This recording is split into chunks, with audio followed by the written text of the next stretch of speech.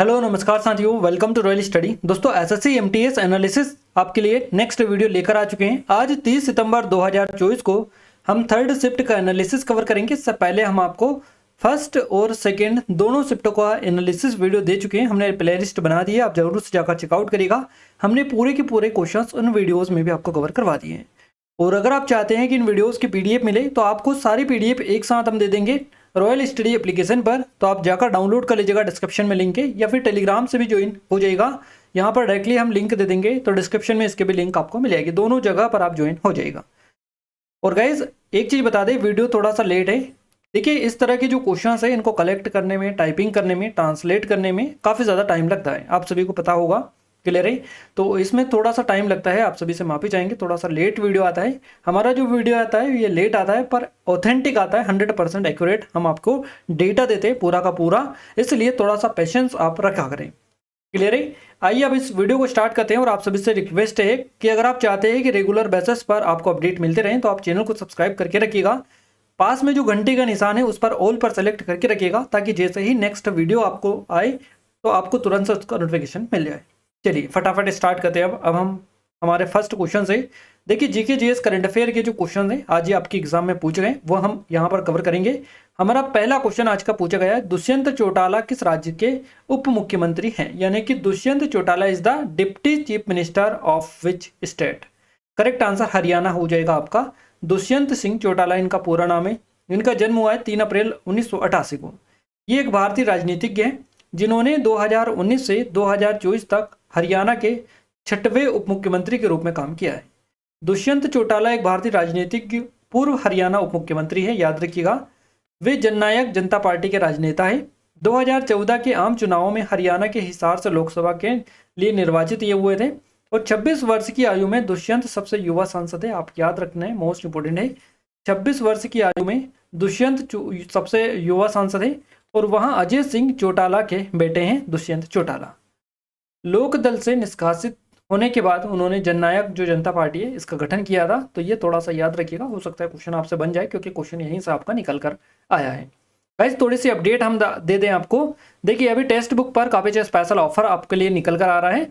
ये coupon code आप use करेंगे, RSD कूपन कोड। तो इनकी मदद से जो आपको टेस्ट पास मिल रहा था 1 ईयर के लिए 599 में, ये सिर्फ और सिर्फ आपको 347 रुपीज़ में मिल रहा है। अभी लिमिटेड टाइम है, जल्दी कर सकते हैं, क्योंकि आज रात 12 बजे ये ऑफर समाप्त हो जाएगा।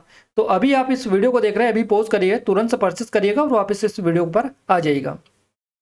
सारे एग्जाम आप इसमें जो है आपको मिल जाएगी, जितने भी एग्जाम हैं, क्योंकि आपका ये टेस्ट पास है 1 ईयर के लिए। और इसमें 70,000 से अधिक मॉक टेस्ट है, 17,000 प्लस प्रीवियस ईयर है, और काफ़ी सारी चीज़ें हैं। तो एक ही में आपका सारी एग्जाम कवर हो जाएगी। तो आप जरूर से परचेस कर लीजिएगा, डिस्क्रिप्शन में लिंक मिलेगी। ये कूपन कोड आपको यूज़ करना है RSD, इनको यूज़ करके इसका लाभ आप ले सकते हैं। और ये अब तक का सबसे बड़ा ऑफर है, इससे बड़ा ऑफर आप शायद ही आपको देखने को आगे मिलेगा। इसलिए हम आपको बता रहे हैं, अगर आप चाहते हैं और एग्जाम की तैयारी कर रहे हैं आप RBI वगैरह और भी मल्टीपल एग्जाम की, तो आप जरूर से परचेस कर सकते हैं। टेस्ट पास आपका क्लियर है, डिस्क्रिप्शन में लिंक आपको मिल जाएगी। और टाइम का जरूर ध्यान रखिए, आज रात 12 बजे ऑफर समाप्त हो जाएगा, उससे पहले आप जरूर से कर लीजिएगा। चलिए अगला क्वेश्चन है, मौलिक कर्तव्य भारत के संविधान के किस अनुच्छेद में निहित है? तो ये आर्टिकल 51A करेक्ट आंसर रहेगा, अनुच्छेद 51A करेक्ट आंसर हो जाएगा। SSC CGL 2022 Tier 1 में ये क्वेश्चन पूछा गया था 12 दिसंबर 2022 को, शिफ्ट 2 में। मौलिक कर्तव्य भारत के संविधान के किस अनुच्छेद में निहित है? तो अनुच्छेद 51A करेक्ट आंसर रहेगा। देखिए भारत के संविधान में मौलिक कर्तव्यों का जो उल्लेख है अनुच्छेद 51A में किया गया। मूल संविधान में मौलिक कर्तव्यों की कोई सूची नहीं थी। 42वें संवैधानिक संशोधन अधिनियम 1976 द्वारा भारतीय संविधान में मौलिक कर्तव्यों को जोड़ा गया था। और 42वां संविधान संशोधन द्वारा भारतीय संविधान में भाग 4A और अनुच्छेद 51A को जोड़ा गया।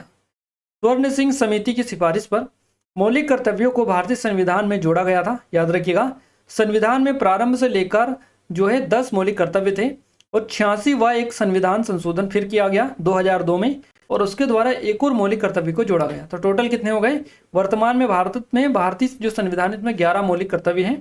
पहले 10 थे, उसके बाद में 86वां संशोधन किया गया 2002 में, उसके तहत एक और कर्तव्य जोड़ा गया। टोटल कर्तव्य 11 हो गए। मौलिक कर्तव्य के जो विचार है ये रूस संविधान या रूसी संविधान से ग्रहण किए गए हैं। मौलिक कर्तव्य प्रकृति में अन्याय योचित है या होते हैं। अगला क्वेश्चन हमारा है 2023 में मध्य प्रदेश सरकार द्वारा किसे लता मंगेशकर पुरस्कार दिया गया। और गाइज ये जो पुरस्कार से सम्मानित की गई के.एस. चित्रा, इनका नाम है के.एस. चित्रा, इनको कल ही ये जो अवार्ड है ये बेसिकली प्रदान किया गया। इनका नाम तो पहले जो है नॉमिनेट हो चुका था, बट ये अवार्ड जो है इनको कल ही बेसिकली दिया गया। तो याद रखिएगा 2023 में, कल या परसों में, तो 2023 में मध्य प्रदेश सरकार द्वारा किसे लता मंगेशकर पुरस्कार जो है इसके लिए चुना गया है या दिया गया है। तो आपका के.एस. चित्रा जो है बिल्कुल करेक्ट आंसर हो जाएगा। देखिए वर्ष 2023 के लिए पार्श्व गायिका सुश्री के.एस. चित्रा को राष्ट्रीय लता मंगेशकर सम्मान प्रदान किया गया है। डॉक्टर मोहन यादव ने समारोह में वर्ष 2022 के लिए संगीत निर्देशक श्री उत्तम सिंह जी को, मुख्यमंत्री ने श्री सिंह एवं सुश्री चित्रा का जो साल श्रीपत्र और श्रीफल, प्रशस्ति पत्र और 2 लाख रुपए सम्मान राशि का भेंट चेक जो है ये कर इनको सम्मानित किया है। डॉक्टर मोहन यादव इन्होंने कहा है कि राष्ट्रीय लता मंगेशकर सम्मान अलंकरण समारोह से सुप्रसिद्ध संगीतकार श्री उत्तम सिंह और पद्मश्री सम्मानित पार्श्व गायिका है सुश्री के.एस. चित्रा, इनकी स्वर साधना को यह सम्मान प्रदान करते हुए वे गौरवान्वित महसूस कर रहे हैं। उन्होंने कहा दोनों कलाकार संगीत के विश्वविद्यालय के रूप में हैं। डॉक्टर मोहन यादव ने कहा कि लता मंगेशकर सम्मान समारोह प्रतिवर्ष आयोजित किया जाए, यानी कि ये आयोजित किया भी जाता है और दिया भी जाता है, बट इसमें कुछ इरेगुलरिटी देखने को मिल रही थी, इसलिए इन्होंने कहा है कि इसको समारोह को प्रतिवर्ष आयोजित किया जाए। ये कुछ चीज़ें हैं, तो आप याद रखिएगा 2000 अगर आपसे 22 का भी पूछे जाए तो उत्तम सिंह को मिला है और 2023 के लिए के.एस. चित्रा को। अगला क्वेश्चन है हमारा, मेला आंचल पुस्तक के लेखक कौन है। यूपी टीजीटी हिंदी 2016 क्लियर है का ये पेपर है, मार्च 2019 में ये क्वेश्चन पूछा गया।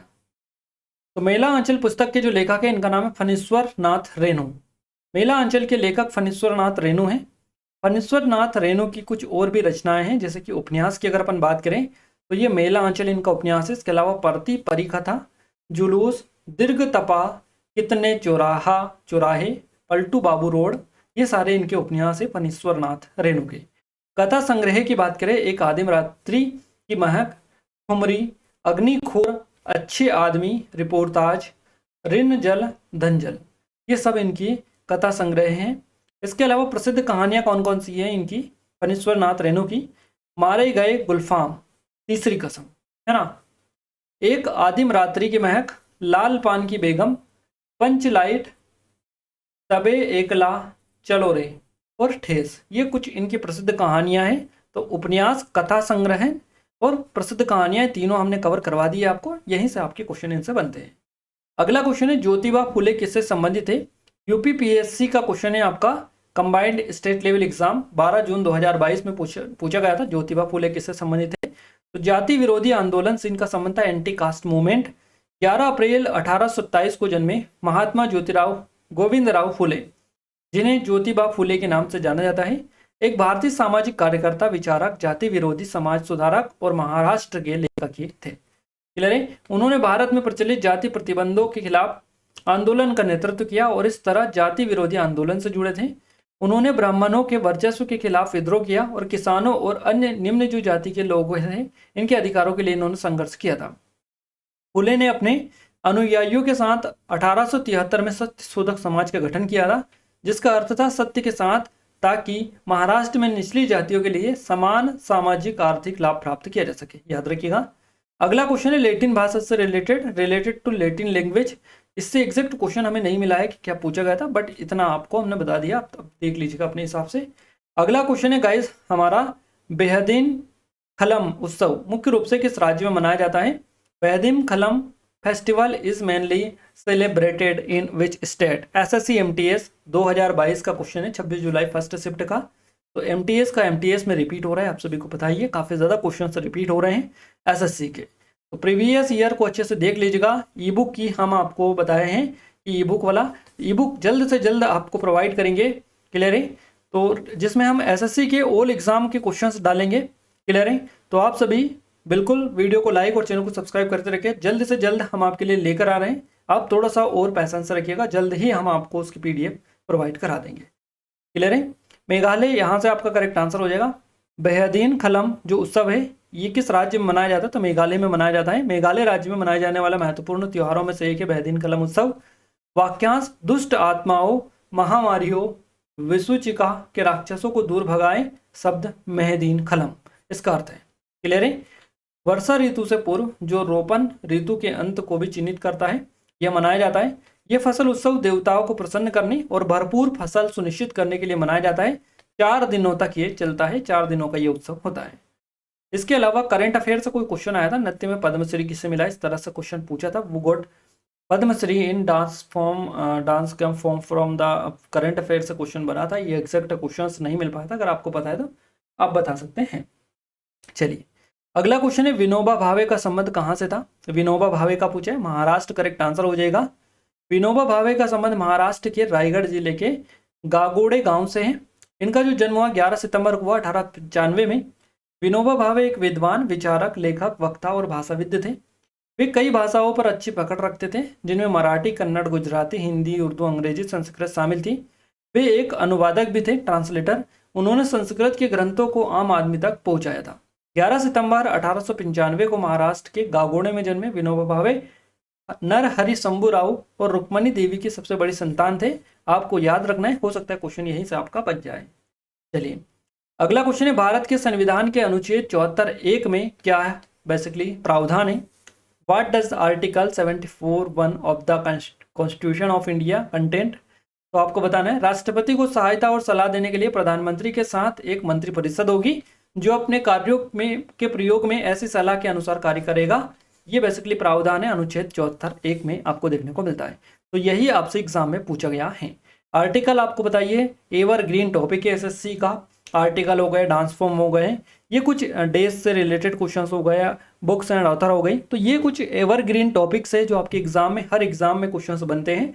हर एग्जाम में ना कहकर हर शिफ्ट अगर बोल दें तो ज़्यादा बेटर रहेगा, क्योंकि एग्जाम बात अलग है, शिफ्ट बात अलग है। तो हर शिफ्ट में ये क्वेश्चन आपको देखने को मिलता है। ऐसी एक सिंगल शिफ्ट नहीं होती जहां पर इनसे क्वेश्चंस ना बने। अनुच्छेद 74(1) में कहा गया कि राष्ट्रपति को सहायता और सलाह देने के लिए प्रधानमंत्री के साथ एक मंत्रिपरिषद होगी, जो अपने कार्यों के प्रयोग में ऐसी सलाह के अनुसार कार्य करेगा। इसलिए अनुच्छेद 74 प्रधानमंत्री के साथ मंत्रिपरिषद की स्थापना करता है। प्रधानमंत्री राष्ट्रपति को सलाह देता है, क्लियर है, जो अपने कार्यों को करते समय उस सलाह के अनुसार कार्य करता है। भारतीय संविधान का जो अनुच्छेद 52 है, भारत के राष्ट्रपति की स्थिति से संबंधित है। अनुच्छेद 52 राष्ट्रपति को भारत में राज्य प्रमुख के रूप में स्थापित करता है। अगला क्वेश्चन पूछा गया है, अकबर का दीवान किस विभाग का प्रभारी था? Akbar Diwan was in charge of his department. राजस्व और वित्त विभाग का जो प्रभारी था, ये in charge of revenue and finance department. राजस्व और वित्त विभाग का प्रभारी था ये। मुगल काल में दीवान या फिर वाजीर राजस्व और वित्त विभाग का प्रभारी होता था। वजीर ऐसे बोल सकते हैं आप, या दीवान बोल सकते हैं। तो ये दीवान या वजीर जो होता था, ये राजस्व और वित्त विभाग का प्रभारी होता था मुगल काल में। अकबर के शासनकाल में दीवान पद पर कई लोग रहे, जिनमें मुजफ्फर खां तुर्बती, राजा टोडरमल और ख्वाजा शाह मंसूर शामिल थे। राजा टोडरमल अकबर के शासनकाल के दौरान वित्त मंत्री के रूप में भी काम किया करते थे। दीवान जो शब्द है ये फारसी का है, और खलीफा उमर के समय मुसलमानों ने इसका इस्तेमाल खजाना विभाग के लिए किया था। क्लियर है? दीवान आर्थिक मामलों और राजस्व का सर्वोच्च अधिकारी होता था। दीवान नागरिक और सैन्य दोनों तरह की शक्तियों का मालिक होता था। दीवान जो है वेतन, सामान और अन्य मामलों का लेखा जोखा रखता था। तो ये सारे काम दीवान के अंतर्गत आते थे। अगला क्वेश्चन है, हाल ही में राष्ट्रीय खो खो चैंपियनशिप 2023-24 किसने जीती?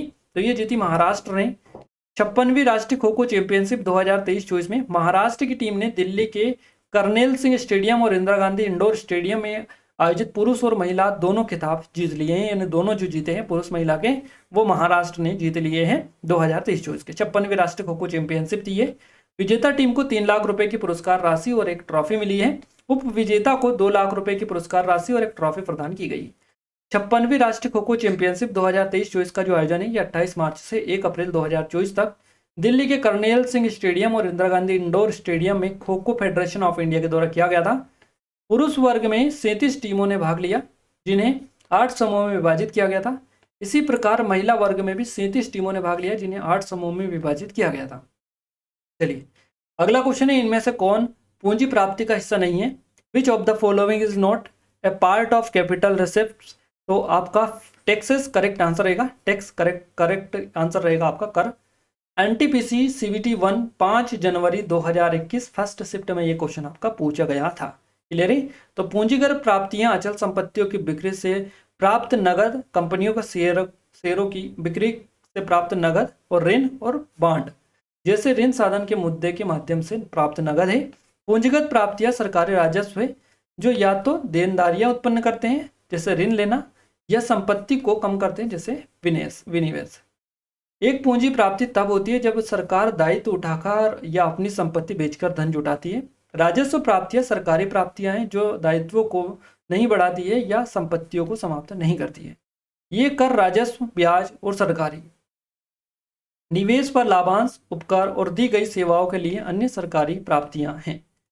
अगला क्वेश्चन है, भारत का सबसे लोकप्रिय लोक नृत्य कौन सा है? तो करेक्ट आंसर घूमर हो जाएगा। What is the most popular folk dance of India?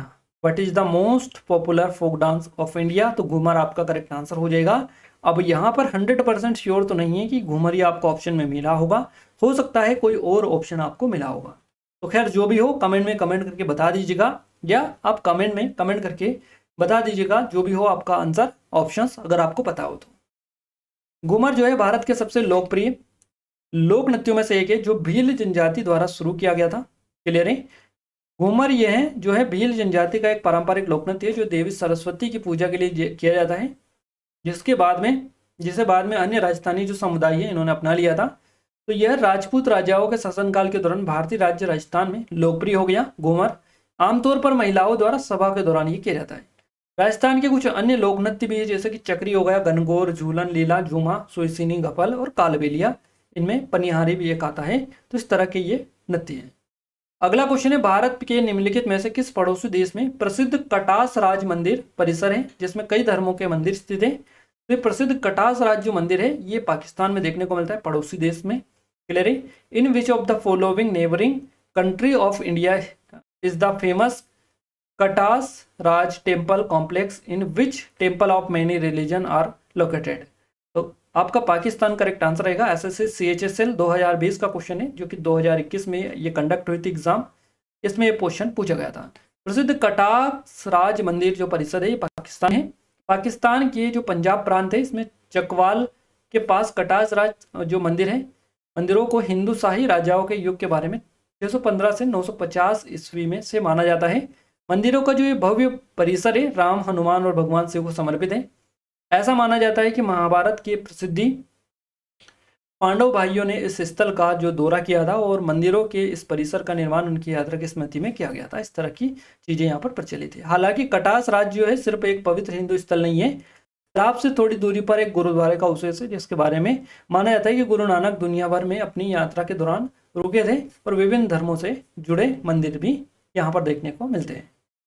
अगला क्वेश्चन है हमारा गाइस, गणेश रथ देश में स्थित बेहतरीन अखंड मंदिरों में से एक है। तो ये महाबलीपुरम करेक्ट आंसर रहेगा। गणेश रथ जो है महाबलीपुरम में स्थित बेहतरीन अखंड मंदिरों में से एक है। एसएससी MTS 2022 का क्वेश्चन है ये आपका 13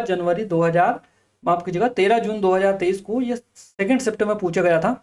एसएससी MTS 2022 का क्वेश्चन है ये, तो याद रखिएगा काफी ज्यादा इंपॉर्टेंट क्वेश्चन है। रिपीटेड क्वेश्चंस आपको काफी ज्यादा देखने को मिल रहा है। गणेश रथ भारत के तमिलनाडु राज्य के एक शहर महाबलीपुरम में स्थित है। ये एक अखंड मंदिर है जिसका अर्थ है यह चट्टान के एक टुकड़े से बनाया गया है। मंदिर भगवान गणेश को समर्पित है जिन्हें बुद्धि, ज्ञान और नई शुरुआत के देवता के रूप में जाना जाता है या पूजा जाता है। गणेश रथ को पल्लव वास्तुकला के बेहतरीन उदाहरणों में से एक माना जाता है जो 7वीं और 8वीं शताब्दी ईस्वी में दक्षिणी भारत में विकसित हुआ था। सोमनाथ गुजरात राज्य का एक शहर है जो सोमनाथ मंदिर के लिए जाना जाता है, जो भारत में 12 ज्योतिर्लिंगों भगवान शिव के पवित्र निवास में से एक माना जाता है। अगला क्वेश्चन है H2SO4 किसका रासायनिक सूत्र है? What is the chemical formula for H2SO4? Sulphuric acid correct answer आपका हो जाएगा। सल्फ्यूरिक एसिड का रासायनिक सूत्र है H2SO4। सल्फ्यूरिक एसिड को ऑयल ऑफ विट्रियल के नाम से भी जाना जाता है और ये सल्फर, हाइड्रोजन और ऑक्सीजन तत्वों से बना एक खनिज अम्ल है। ये रंगहीन, गंधहीन और शांत तरल होता है, जल में मिश्रणी होता है और एक प्रबल अम्ल बेसिकली ये होता है। अगला क्वेश्चन है एशियाई एथलेटिक्स चैंपियनशिप 2023 का विजेता कौन है? Which is the winner of Asian athletics championship 2023? तो जापान करेक्ट आंसर आपका हो जाएगा। एशियाई एथलेटिक्स चैंपियनशिप भारत 27 पदकों के साथ चीन और जापान के बाद में तीसरे स्थान पर रहा है। 2023 एशियाई एथलेटिक्स चैंपियनशिप की बात करें तो बैंकॉक के सुपाच लासाइट स्टेडियम में प्रतियोगिता के अंतिम दिन के बाद भारत 2023 एशिया एथलेटिक्स चैंपियनशिप के पदक तालिका में केवल जापान, जिसने 16 स्वर्ण पदक जीते, चीन ने 8 स्वर्ण पदक, तो इनसे पीछे रहकर 6 स्वर्ण पदकों के साथ में तीसरे स्थान पर यह रहा है। पहले नंबर पर जापान, दूसरे नंबर पर चाइना, तीसरे नंबर पर इसमें भारत रहा है। क्लियर है? तो भारत ने 2023 एशियाई एथलेटिक्स चैंपियनशिप को कुल 27 पदकों, 6 स्वर्ण, 12 रजत, 9 कांस्य पदक के साथ में समाप्त किया है। भारत के बाहर आयोजित SAC संस्करण में यह भारत का अब तक का सबसे बड़ा स्कोर है, आपको याद रखना है। अगला क्वेश्चन है, आर मुथुकन्नमल एक देश नृत्यांगना है जिन्हें 2022 में पद्मश्री मिला था। तो ये सधीर नृत्यांगना है। आर मुथुकन्नमल ये जो है सधीर नृत्यांगना है जिन्हें 2022 में पद्मश्री मिला था। वर्ष 2022 में भारत सरकार ने मुथुकन्नमल को सधीर नृत्य शैली में उनके योगदान के लिए पद्मश्री से सम्मानित किया था। आर मुथुकन्नमल भारतीय राज्य तमिलनाडु की 7वीं पीढ़ी की अनुभवी साधीर नृत्यांगना है। वहाँ 32 देवदासियों में से एकमात्र जीवित व्यक्ति है जिन्हें विरालीमलाई मुरुगन मंदिर में देवता की सेवा की और वहाँ विरालीमलाई मंदिर में स्वयं को भगवान को समर्पित करने के लिए पोट्टुकट्टल समारोह आयोजित करने वाली अंतिम महिला है। तो इनका नाम भी आप याद रखिएगा। नृत्य रूप सदीर, जिसे विभिन्न रूप में से सदीरट्टम या फिर परथियार अट्टम या फिर थेवरट्टम ये कहा जाता है।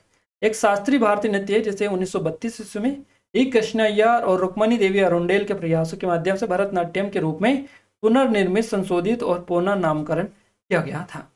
हालांकि मुथुकन्नमल ने अपने कला रूप को सदीर कहा, जिससे वहां आज तक जो है एकमात्र सदीर प्रतिपादक बन गई हैं।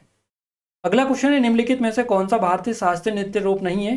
तो ये आपका यक्षगान रहेगा। यक्षगान जो है ये शास्त्रीय नृत्य रूप नहीं है, ये एक फोक डांस है, ये लोक नृत्य है ना, क्लासिक डांस नहीं है। तो आपसे क्या पूछे, विच of the following is not an Indian classical dance form? तो यक्षगान नहीं होगा। देखिए, इंडियन क्लासिकल डांस फॉर्म कौन कौन से? भरतनाट्यम जो कि तमिलनाडु का है, कथक जो कि कथक कहाँ का है? उत्तर प्रदेश का या उत्तर भारत का, कथकली केरल का है, कुचिपुड़ी आंध्र प्रदेश का है, मोहिनीअट्टम केरल का है, ओडिसी ओडिशा का है, सत्रिया असम का है, मणिपुरी मणिपुर का है। तो ये सारे आप याद रखिएगा कौन कहाँ का है, हमने आपको एक एक चीज़ क्लियर कर दी। मान्यता प्राप्त भारतीय शास्त्रीय नृत्य रूप है ये। दिल्ली पुलिस MTS 2019 का क्वेश्चन है ये आपका। यक्षगान एक पारंपरिक लोक नृत्य है जो तटीय कर्नाटक जो जिले हैं इसमें लोकप्रिय है। ये नृत्य संगीत, गीत, विद्वत्तापूर्ण संवादों और रंग बिरंगे परिधान का दुर्लभ संयोग है। कथक यक्षगान का जो अर्थ है यह होता है आकाशी गान या संगीत। यह एक रात भर चलने वाला कार्यक्रम है जिसमें विस्तृत रूप से सजे धजे कलाकार खुले में बने थिएटरों में ढोल की थाप पर नृत्य करते हैं। आमतौर पर सर्दियों की फसल की कटाई के बाद में गांव के धान के खेतों में ये किया जाता है। तो इस तरह की चीजें हैं। यहाँ पर जितने भी क्वेश्चंस मिले पूरे के पूरे हमने आपको कवर करवा दिए गाइस। अब आई थिंक आपको यहाँ से काफी तक आइडिया लगा होगा कि किस तरीके का आपका पैटर्न है। ई बुक के बारे में थोड़ी सी डिटेल हम आपको बता दें गाइस। ई बुक जो है हम आपको PYP की देंगे। PYP वाला जो बेसिकली जितना भी मैटर बनेगा वो हम आपको पूरा इस PDF में दे देंगे या इस ई बुक में दे देंगे। ई बुक जल्द आपके लिए लेकर आ रहे हैं, सो आप सभी से रिक्वेस्ट है थोड़ा सा उसमें और कंटेंट हम डलवा रहे हैं ताकि आपको और एडवांस तरीके से हम दे पाएँ। इसलिए आप बने रहिएगा इस चैनल के साथ में। और गाइज आपकी जो भी क्वेरीज है कमेंट में कमेंट करके बता दीजिएगा।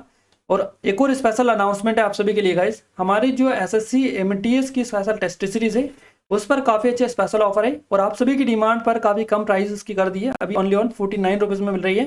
तो लिमिटेड टाइम है, जाकर एनरोल कर सकते हैं। डिस्क्रिप्शन में लिंक मिलेगी। एप्लीकेशन तो आई थिंक आपने डाउनलोड कर रखा होगा, लिंक डिस्क्रिप्शन में। डाउनलोड करने के बाद में आपको क्या करना है, आपको वहाँ पर जाना है और ऑल कोर्सेस में या फिर पेड कोर्स वाला जो ऑप्शन है उस पर क्लिक करना है, MTS पर क्लिक करना है। 49 रुपीज़ आपको दिखाई देगा। बाय नाउ पर क्लिक करके परचेस कर लेना है। सारा कंटेंट वहाँ पर आपको कंटेंट वाले सेक्शन में मिल जाएगा। टेस्ट सीरीज में जाकर परचेस ना करें, पेड कोर्स में से परचेस करें, वहीं से आपको कम प्राइस में मिलेगा। क्लियर है? तो ये चीज़ें थी। ये SSC MTS के स्पेशल है। 500 से अधिक टेस्ट इसमें डले, नए पैटर्न पर बेस्ड है। डेमो भी चेकआउट कर सकते हैं। ये हमारी SSC GD की स्पेशल टेस्ट सीरीज 2025 के लिए लेटेस्ट पैटर्न की है और ये MPSI की है। तो इन सभी की लिंक डिस्क्रिप्शन में डली है। और जो लोग टेक्स्ट बुक पास अभी तक नहीं लिए गए तो जल्दी से ले लीजिएगा। अभी स्पेशल ऑफर है, आज रात 12 बजे वो ऑफर समाप्त हो जाएगा। 347 रुपये में मिल रहा है ओनली ऑन, फिर आपको 600 रुपये में मिलेगा। तो आधे में मिल रहा है, आधे से थोड़े से ज़्यादा में, तो आप देख लीजिएगा अपने हिसाब से। 12 बजे तक लास्ट ऑफर है। आपको कूपन कोड यूज़ करना है, कूपन कोड बता दो RSD कूपन कोड यूज़ करना है। इनको यूज़ करने के बाद में आपको ये डिस्काउंट मिल जाएगा। इस वीडियो की PDF प्राप्त करने के लिए एप्लीकेशन को डाउनलोड कर लीजिएगा, टेलीग्राम चैनल ग्रुप को ज्वाइन कर लीजिएगा, दोनों के लिंक आपको डिस्क्रिप्शन में मिल जाएगी। यहाँ पर हम जल्द से जल्द आपके लिए PDF अपडेट करवा देंगे, तो आप बने रहेगा चैनल के साथ में। और जिन लोगों ने अभी तक चैनल को सब्सक्राइब नहीं किया, आप सभी से रिक्वेस्ट है कि चैनल को सब्सक्राइब कर लीजिएगा, बेल आइकन को ऑल पर सेलेक्ट करके रखिएगा, ताकि जो भी नया वीडियो है सबसे पहले आप सभी के पास में पहुंच पाए। साथ ही वीडियो को लाइक भी कर दीजिएगा, ताकि हमें सपोर्ट मिले, मोटिवेशन मिले, आपके लिए और अच्छे से अच्छे वीडियोस हम लाने की कोशिश करते रहें। तो मिलते हैं हमारे नेक्स्ट स्टडी वीडियो में या नेक्स्ट शिफ्ट के एनालिसिस के साथ। तब तक ले जय हिंद, वंदे मातरम।